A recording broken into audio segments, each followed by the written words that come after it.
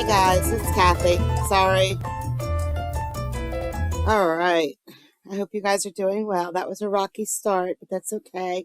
Everything else is going to go smooth. Hey guys, it's Kathy. There we go. All right. So, I got some good stuff for today. I got a pro se Karen who had a lawyer, and I guess I don't know what happened. He withdrew or she withdrew, and now she's pro se in a divorce. But this hearing isn't about the divorce, but then the divorce happens, and it's it's just weird. Oh, it's crazy. But she tries tears, and that doesn't work well. But I mean, tears are tears.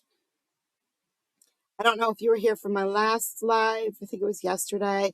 I wanted to play a case with fire, and I started playing it. I thought it was the wrong one, and I stopped it, but it was the right one. So I have that for today. Um, I have a guy on the phone who is explaining the law to a judge because obviously she needs someone to explain the law to her. But no, we got some good stuff today. But first, let's just go to a ticked off judge. Let's just start the day off with a ticked off judge. Do you have anything further? Your Honor, we can arraign him. We'll waive formal reading after plead of not guilty. So I don't know what you are wanting the court to know, and I'm happy to hear you. You do have an attorney who's representing you today. You may not want to make any statements about the situation or the day in question without talking to your attorney first. Anything that you say in court can be used against you at a later date. I understand. Okay. I didn't drive to the campsite. Tucker, sorry to interrupt, but you can call our office if you have any questions or if you want to talk about the facts. But I'd follow the court's advice. I'd ask that you not make any statements in court today without your attorney present regarding the facts of the case. Okay? Well, you may want to talk to an attorney about that. Okay? About your perspective of whatever is going on. Okay? But I have found probable cause for the charge to go forward at this point in time.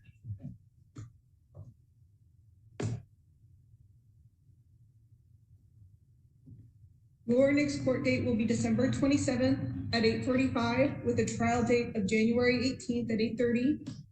In the meantime, you're not to have any criminal law violations, and you're not to drive unless you're both licensed and insured.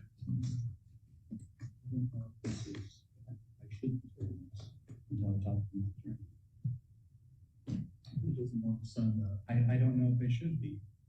You don't know what? I don't know what I'm saying. I'm saying you need to sign that conditions of release and put your address and telephone number there. I'm going to need time to read this because this should not be happening.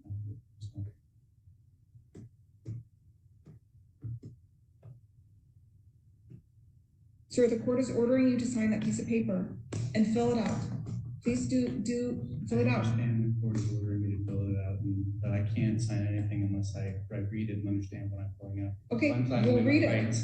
Don't argue with me. I can't. Don't argue with me. Fill it out. You may read it and fill it out. You may have a moment to read it.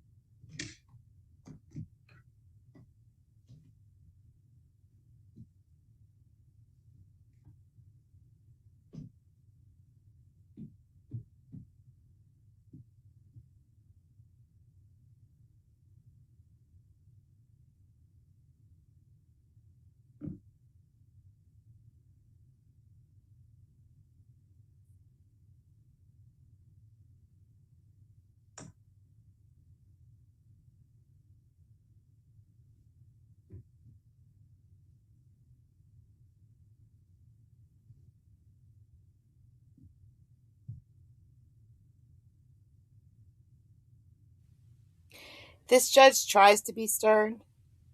sometimes, and it's just she's always a little annoyed.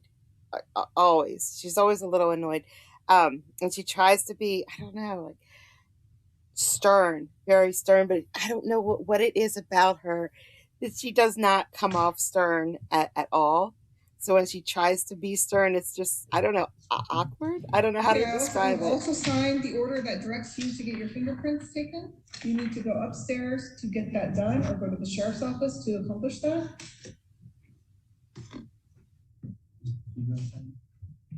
Yeah, I'm gonna bring you some copy of all this stuff. You can wait right there for a moment. I haven't signed this.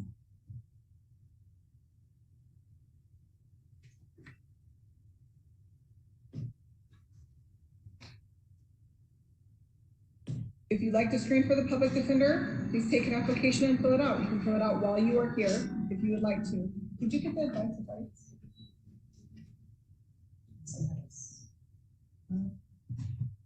Yes, I do.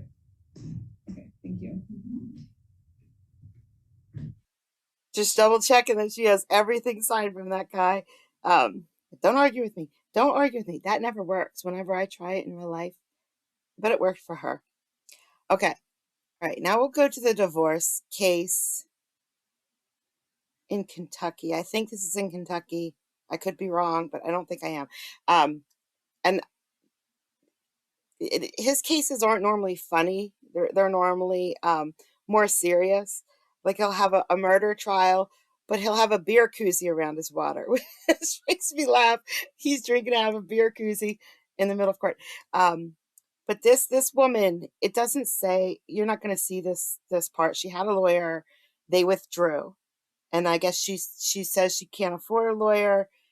She asks multiple times. I only got the end. I only got his decision because the rest was pure, long painfulness. She didn't do a terrible job as her own lawyer, but she did. Like, she's like, objection when a witness says something, and she says, I don't know why he said that. And the judge is like, well, you need a legal reason to have an objection, so overruled. And she gets real mad and tears come. But they go through this. What they're in front of the court for today is a contempt of court, because they're going through a divorce, and I think there's also a separate criminal trial because she tried to get people to lie to the police, and it's all in text messages. So during this hearing, they show the text messages where she's trying to get these people to lie to the judge because she's suing the police department. She's suing the police department because she says that they did all this stuff, and nobody in her friend circle agrees that they did anything wrong. So she's texting these people saying, you got to say this, you got to say that. And that's in this hearing. And I don't know why, because this hearing is her being held in contempt of court, or contempt, they just say, because she never replied to the divorce complaint. So the husband filed the divorce complaint, and then she never replied to it at all. So they have this hearing, and during the middle of this hearing, the judge is like, do you want to be divorced? She said, yeah. The husband, and he went to the husband, do you want to be divorced? Yeah. Okay, you guys are divorced. It's done. You guys are divorced. Now, about property. So now they're splitting up property, and this is the end. This is when the judge rules on, I guess, the contempt motion plus the divorce that he granted. During the contempt motion, it was very confusing, but she's about to stand up and try to salvage this.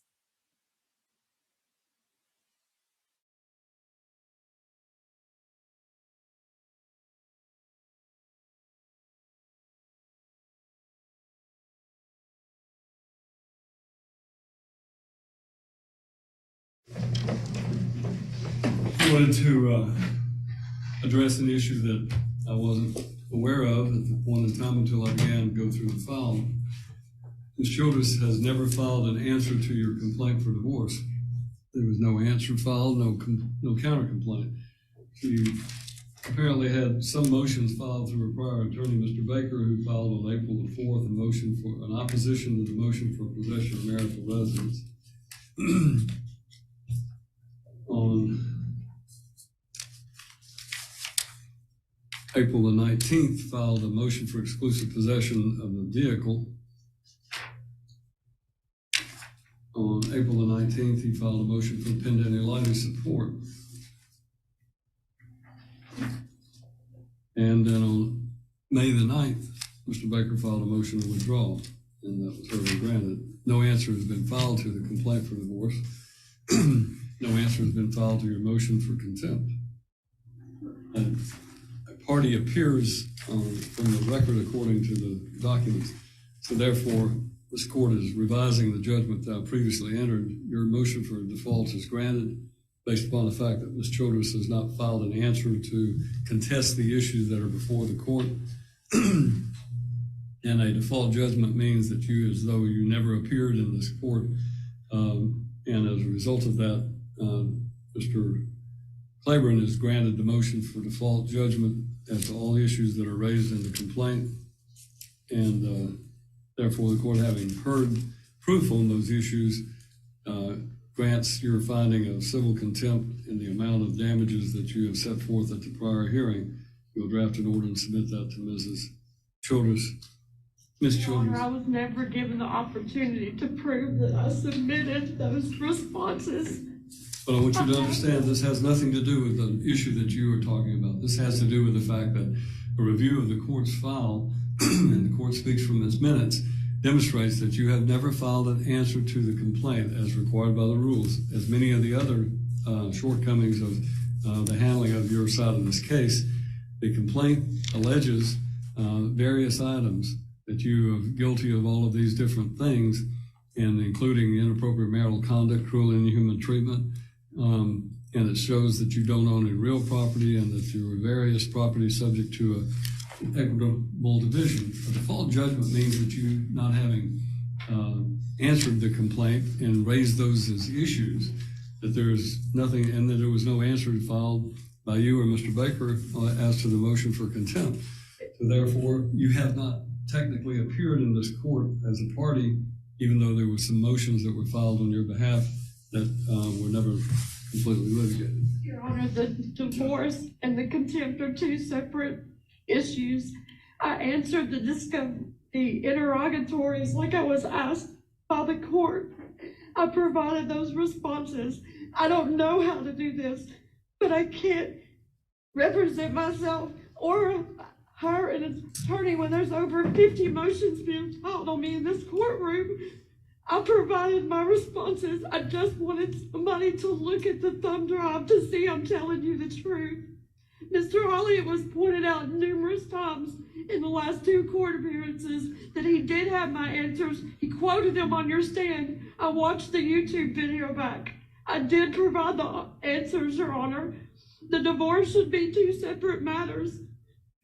There was nothing removed out of that home while I was under any type of restraining order. When the devices and the information that I provided to law enforcement at the request of them was handed to them before the divorce was even finalized. I have my evidence to prove all of this, but I've never been given the opportunity to present it to the court. As I explained to you earlier, it's not a question of whether you delivered or did not deliver something. You did not comply with the order of the court regarding the rules of civil procedure, which apply to you as they do to every other person. And I have, in this court's opinion, bent over backwards trying to assist you in trying to give you an opportunity to do these things that are required by the rules. Because of the fact that primarily, I just learned from my review of the file that no answer had been filed to the divorce complaint. I was in error in not granting a motion for default to Mr. Hawley. A motion for default means he wins because you actually didn't show up in the sense of a legal proceeding. And for that reason, it seems to me that there's really nothing more that I can do for you because as a part of the divorce action, the motion for contempt was a violation of the statutory injunction. That should have required an answer to be filed by you, and although we had an extensive hearing, you have never technically appeared on that issue. You have not filed a response to it. You have not filed an answer to the complaint for divorce. So I understand you may not agree with my ruling, but my ruling is based simply on the law and the rules of civil procedure that apply to every person who appears in this court. You can consult an attorney. There are procedures that you can follow to try to address this issue in some sort of a motion that you might want to file if that's what you decide to do. But you may want to consult with an attorney about that first. Your Honor, I don't have the money. Do I have the option to appeal, to have it heard in another courtroom? You have every option available to you under the rules of civil procedure. Your Honor, in the motion that Mr. Hawley filed on me in that contempt, it said that I have the right to legal counsel. It was signed off on. It's because he filed it and gave you a notice of rights, but he's filed it as a civil contempt rather than a criminal contempt, which means you do not have the right to an attorney. Civil contempt means I'm not going to incarcerate you in jail, and for that reason, you do not have the right to have an attorney appointed for you. But Your Honor, it was listed as criminal contempt. That's why I didn't understand why it was in your courtroom. I'll draft the order, Judge. For the court, I'll draft the order. That is the judgment of the court. He's not found in criminal contempt anyway. It was civil contempt on the issue of these items being removed. Even if it was just as a hearing on the division of property, she didn't appear in the divorce itself, so therefore this court is of the opinion that the plaintiff's proof should prevail. You can consult an attorney, you can consult the rules, you have every option available to you for someone who is disgruntled with an order that the court puts down. That is the conclusion of everything I'm hearing in this case. Yes, sir. Thank you, Judge. Your Honor, am I divorced? Am I divorced? Thank you, Your Honor. Check your contact with your. Ma'am, you can leave. He keeps You can harassing leave. me. I told the You can attorney. leave. He keeps harassing her. She walked up to him to yell at him. Now, the funny part about this whole thing was, I think, and I'm not 100% sure because it was chaos, I think they were married for 4 months. And during that, during the time that they were married, I guess they got into a fight. He left. And she sold all of his stuff, $40,000 worth of stuff. She sold, and then he noticed, and he's like, "Oh my God!" And then he filed he filed for divorce, and assets and everything like that. But it was already all gone. It's all gone now. He got a default judgment, and in that default judgment, he listed all of the things that she sold, and now he gets money for all of that back. And I don't think she has a job. Or any way to pay. So she kept asking for a lawyer. Now she had a lawyer. She kept asking for a free lawyer. She deserves a free lawyer. She doesn't know how to do this. She deserves a free lawyer. And the judge kept saying over and over again, "This isn't criminal. This isn't criminal." She says, "Yes, it's criminal. This is criminal." Well, she does have a criminal suit against the police, but that's different than this, and it's different from the motion of contempt. There's a whole ball of weirdness, but she just got nailed. She just got nailed. The tears just didn't work. She could cry all day, but he told her over and over again what to do, and she just plowed through in her own way. Now, this one isn't funny. This is the one I had for yesterday. The witness, they call her a witness, and I don't think that's a right word, because the guy had his girlfriend, the witness, in a van and poured gasoline on her, lit her on fire. But she's just a witness on the stand, and she was a hard witness to get through.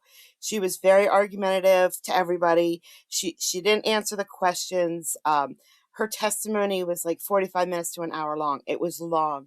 And the judge, with kid gloves, I've never seen Victoria handle someone so softly, was like, and she yelled at her over and over again. I mean, stop talking, answer the question. But she tried to be so nice to this witness. And then the lawyer gets up. So this is just the ruling. This is just the ruling of what the lawyers say. Anything, counsel? Any witnesses for defense? No, Your Honor. All right. I left the part in where she leaves, so you could at least see her once. Mr. Shadra, can the witness be excused? Yes, sir. All right, ma'am, you're excused. If you could just step out in the hallway, Ms. Patton, and the advocates will see you out. See how nice she is to her? That's not normal, Victoria.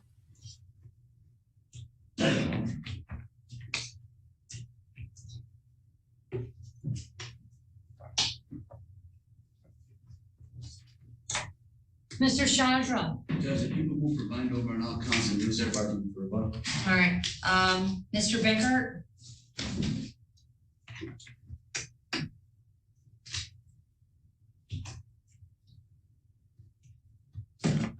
Argue credibility here. One issue I will bring up though is the intent, Your Honor. My client charged with assault with intent to murder. And I would submit to the court that while the testimony of Ms. Patton certainly was serious and if believed would amount to very serious actions. I don't believe that there's been any showing of a specific intent to murder Ms. Patton in this case. She testified, even if you take her testimony at face value, that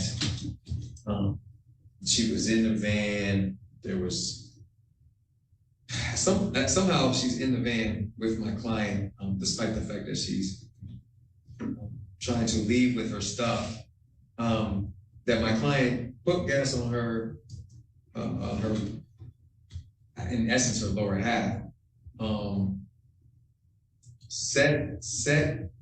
Ignited the gasoline that she did not know was gas, apparently could not smell it as gas, and then allegedly lit her on fire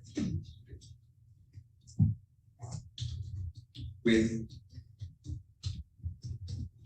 at least she made some references as to what he wanted or didn't want, but she did not testify as to anything that he said or didn't say that would indicate an intent to kill or intent to maim or any of those other items.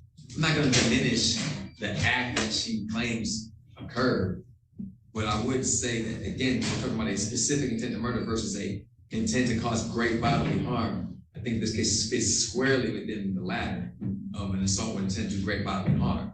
There's been really no showing of an intent to murder in this case. That's my argument. As to the other count, Your Honor, I would object the binding argument. All right, you don't need to respond. Okay.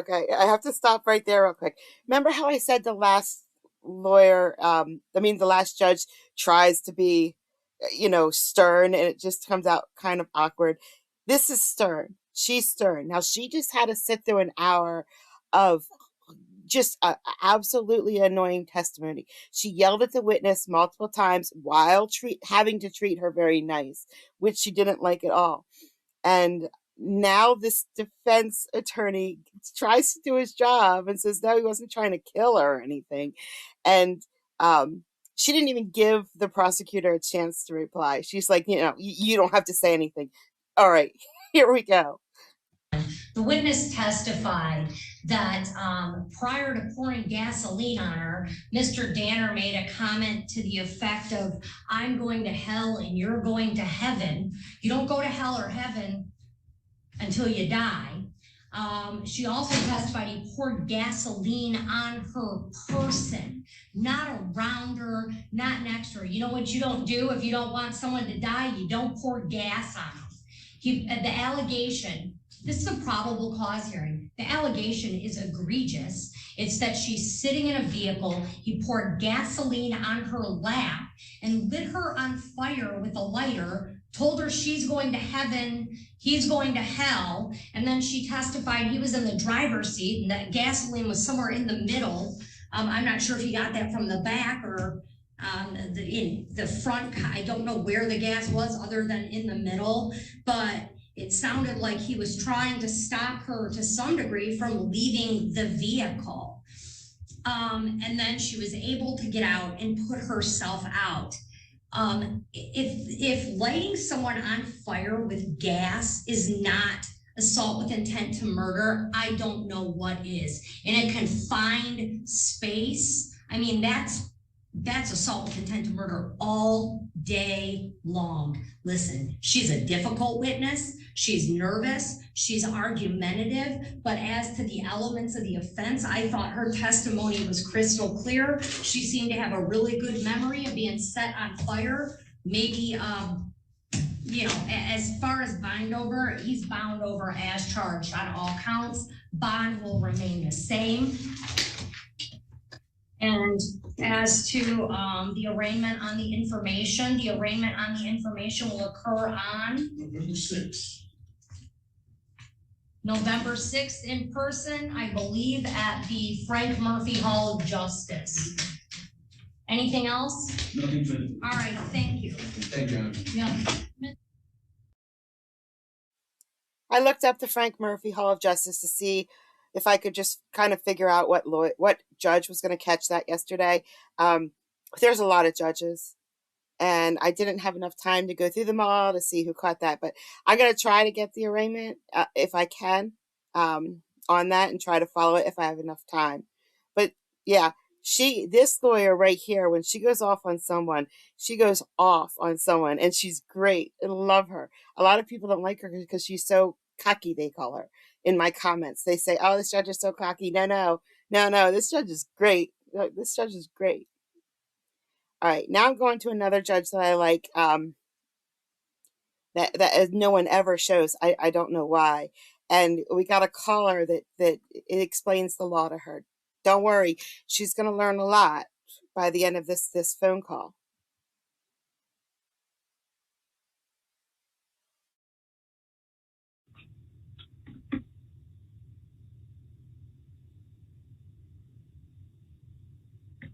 Forgot to get my heartburn pills.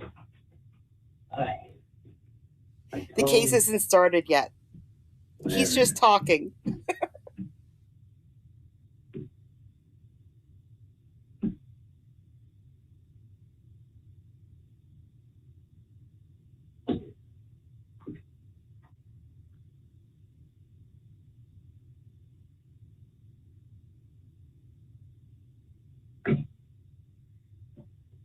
Man, I haven't heard this noise in a long time.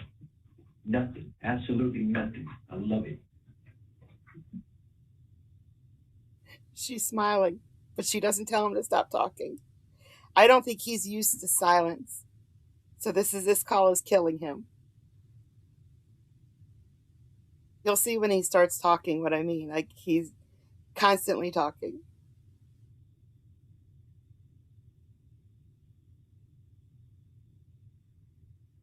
Ah, man.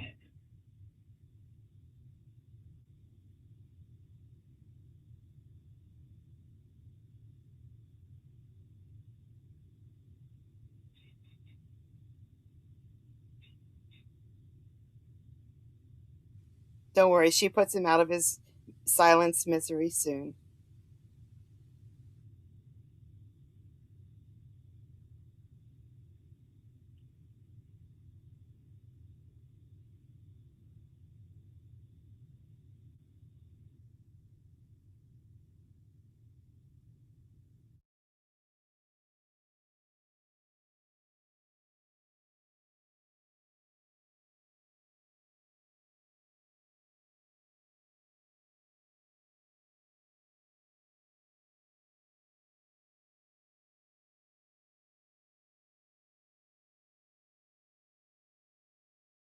Okay, Mr. Gregory Lewis, are you present? Yes, ma'am. Good afternoon, I'm sir. here. My name is Judge Chapa. You want to mute? Hello, ma'am. You're muted. Okay. Good afternoon, sir. My name is Judge Chapa, and I have brought you back because I understand that there was some issues going on last time you were here in court. And so what I'd like to do is give you an opportunity for your case to be resolved or set for hearing. I'm looking at my file, and it shows that you have been charged for public intoxication that occurred on or about April the 21st of 2015. We do have a prosecutor here that is available if you would like to speak to her.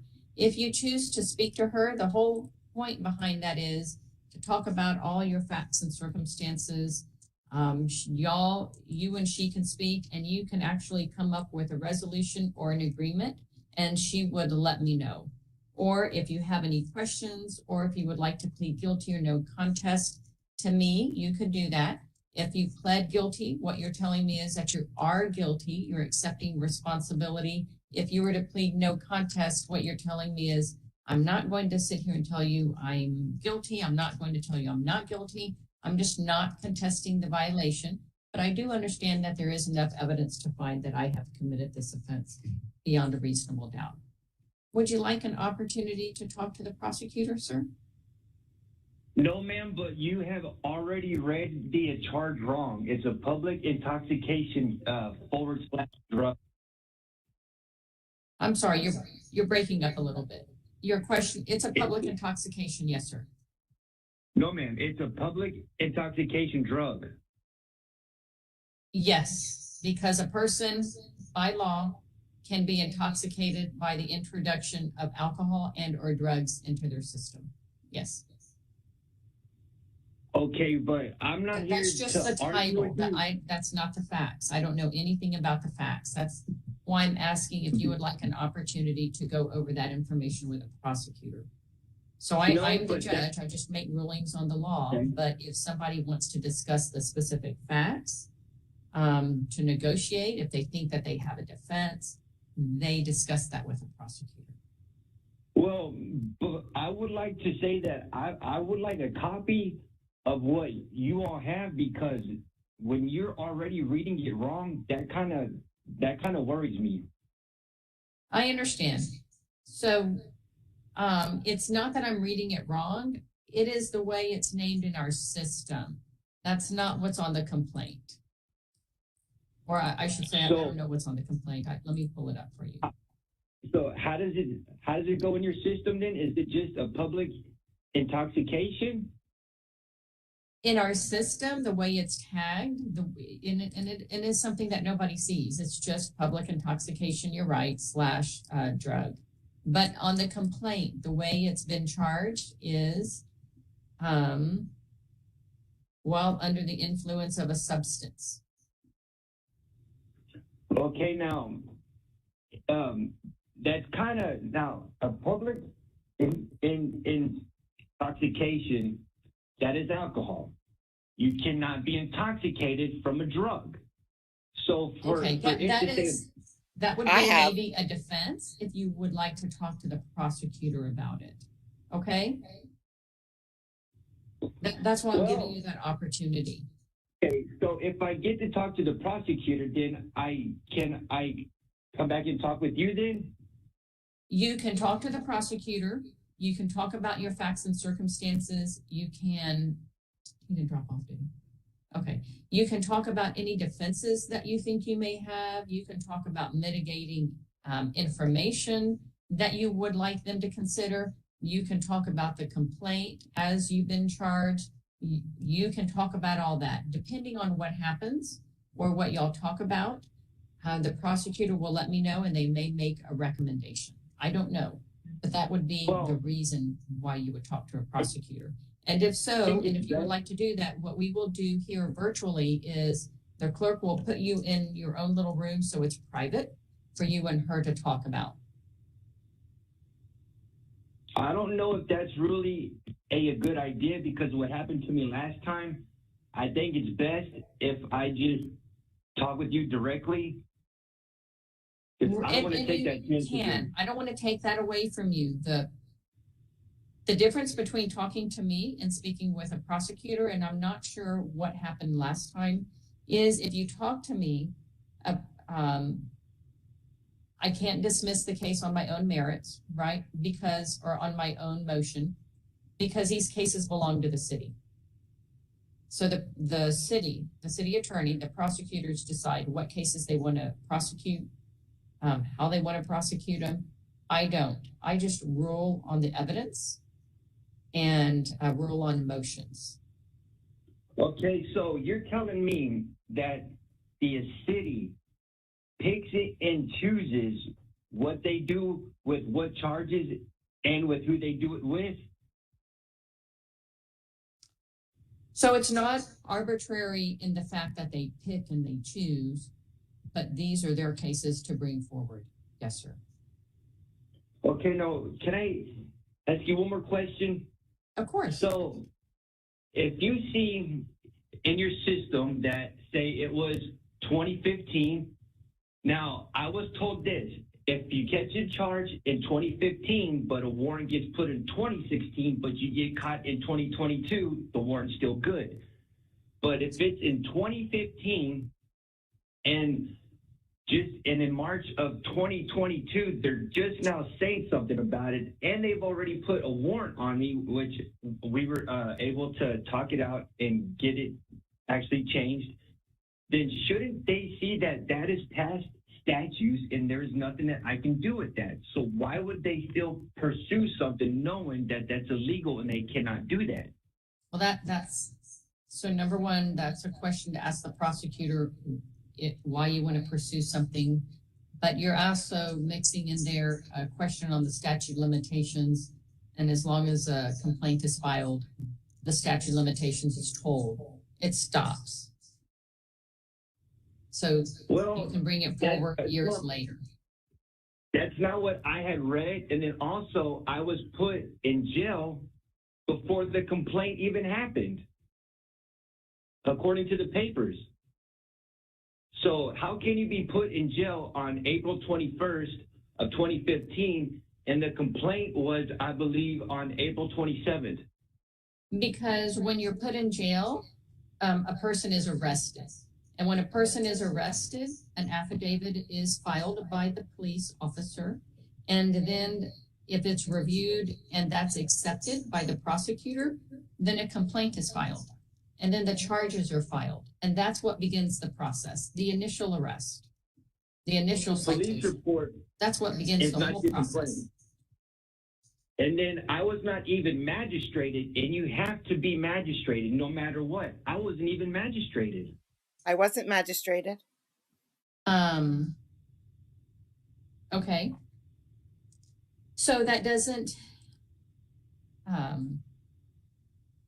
negate the charges.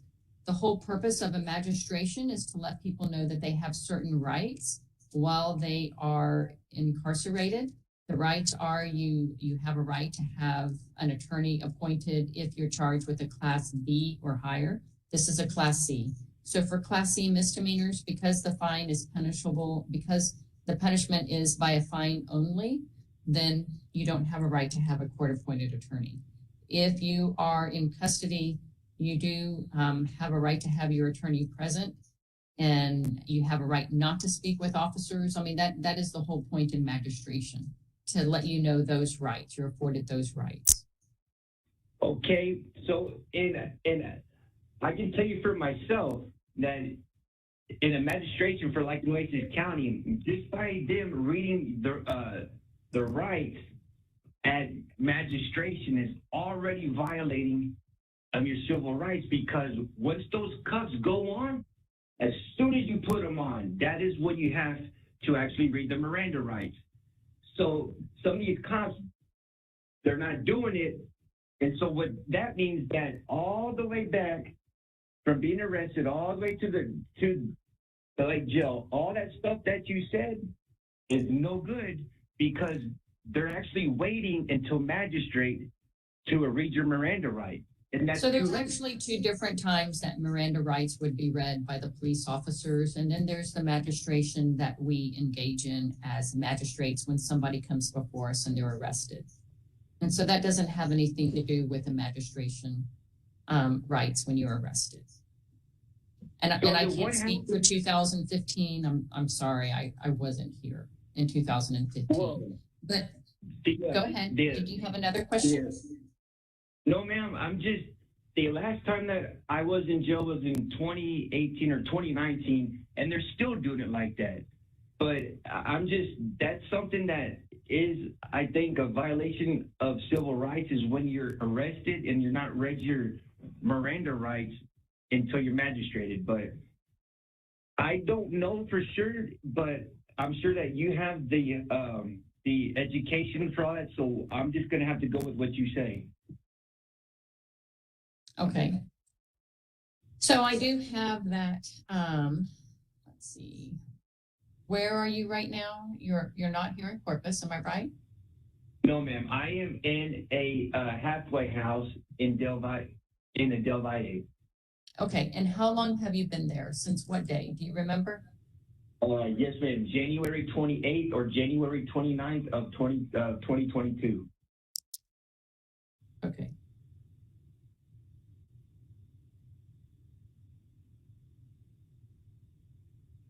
And I completely finished in February 21 of 2023.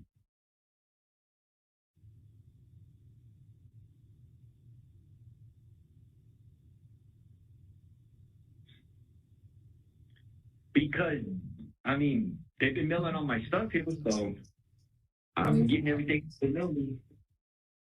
Okay, so back to the question of how you would like to take care of this.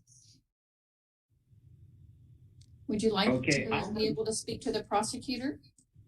Okay, I'm not here to make your life difficult, so I will go ahead and speak with the prosecutor. Okay, I'm gonna have the clerk, let's see, did you call in, sir? I'm like, what do you mean? I did, yes, ma'am. I'm on the Okay, phone. Miss Markham, can you give him your phone number so he can call you? I mean, I don't remember how to do this, I'm sorry. Just let me know when it's down. I'm ready. Okay, it's 361 886 Okay. 886, okay. 2528. 2528. So that's 361-886-2528. And who am I going to be speaking with? The prosecutor. So you're just going to hang up and then call that number. Okay. Okay, thank you. Her name is Miss Markham. Can you say that again, please? Her name is Miss Markham. Miss Markham? Okay. Yes. All righty. Do I go ahead and hang up now? Yes, sir. All righty. And then she'll transfer you back in. I'm done. Hang up. That judge was too nice. Too nice. Too nice. Don't worry, he's coming right back. He called Miss Markham, and he still has more to say about the law.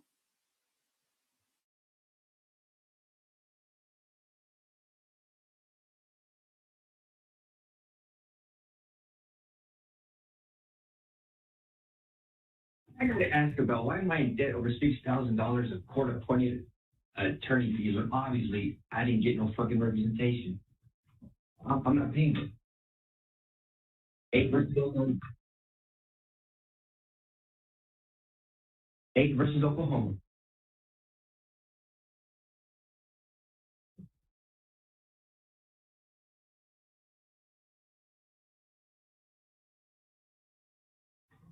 I can't remember what state we're in, but I don't think Mr. it's Lewis, Oklahoma. can you hear the judge? Yes, ma'am. I can hear. Okay, Mr. Hello? Lewis, I'm looking at your file. And I'm seeing that you spoke to the prosecutor and you're requesting a jury trial. Is that correct? Yes, ma'am.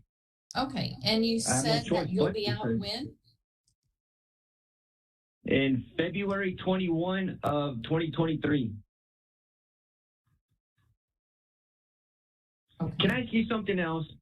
Yes, sir. Why is it that when I go on the Nueces County case search, now, if it says if you cannot afford an attorney, one will be provided for you.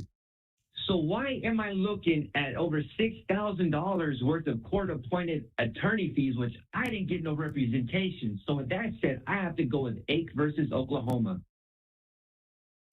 So what you're looking at when you're telling me that is you're looking at the Nueces County website. The Nueces County website has it keeps records of all the cases of Class B misdemeanors, Class A misdemeanors, and felonies. That's at the Nueces County Yes, ma'am. Courthouse. We're at the Corpus Christi Municipal Courthouse. They don't handle Class C misdemeanors. We do. So you're not looking at Okay, this so- case that we're talking about there. And that's when I was letting you know. So for a class A and B misdemeanor, you can go to jail for 6 months up to a year, right? Or 2 years. And so because of that, you have a right to have a court-appointed attorney. You cannot go to jail as punishment here. So if you were to be found guilty, the maximum punishment is a fine of up to $500 plus court costs. It is not jail time. Because punishment is not jail time, the law says you don't have a right to have a court-appointed attorney. Now, sometimes people go to jail, but that's because we sent them notice on a court date and they don't show up and a warrant for their arrest goes out. And then when they're stopped for a traffic ticket or otherwise, there's a warrant and then they're taken to the jail because of the warrant, not because of a fine, not because of punishment.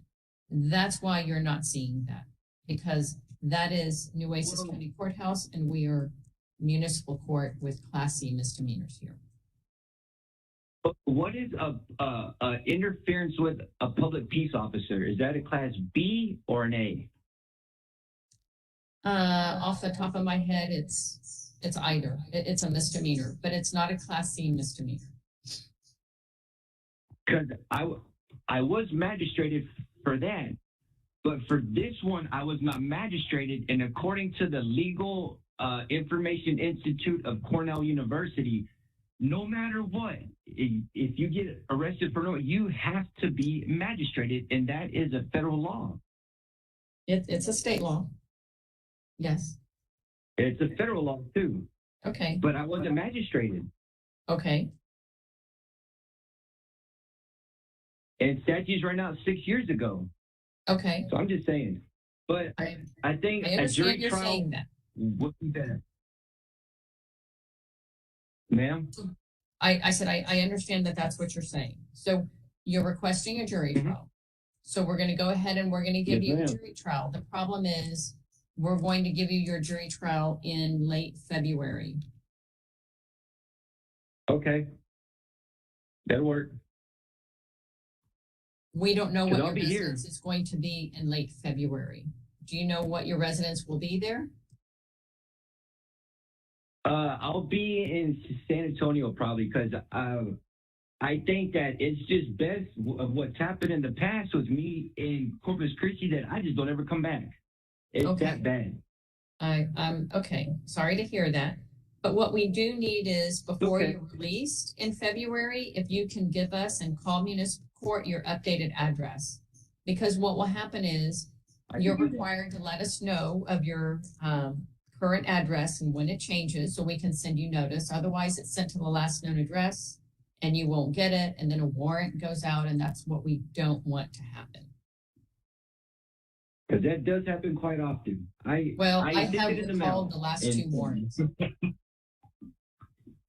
So, well, ma'am, I guess February it is. Okay, you'll be able to give us a call and an email and let us know what your address is going to be? Yes, ma'am, because I'm not gonna miss this for the world. You have no idea. Okay, I'm not gonna miss this. all right. Okay, then we'll get this taken care of, and I think you've spoken to the prosecutor, and she's going to email you. How are you gonna get him all his documents, Ms. Markham? I was actually looking at the notes and it looks like we've already sent him the discovery. Okay, Which and that you have. includes his complaint? Yes. So, how can the complaint come from the prosecution or whichever if they weren't even there? Because I was put in jail before the complaint, and I thought that the complaint was the police report. He's Because a trying, person guys. Can't complain if they weren't there. So they're brought to the prosecutors by the police officers. And that's how the complaint Well, is but they still weren't filed. Okay. I'm just saying. No, I understand.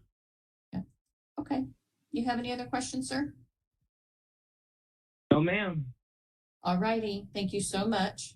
And you can certainly email us if you have any other questions or need any other information, okay? Alrighty, ma'am, will do. Thank you. You have a great day. Bye-bye. Thank you, Ms. Markham. Thank you, Judge. And that concludes this hearing.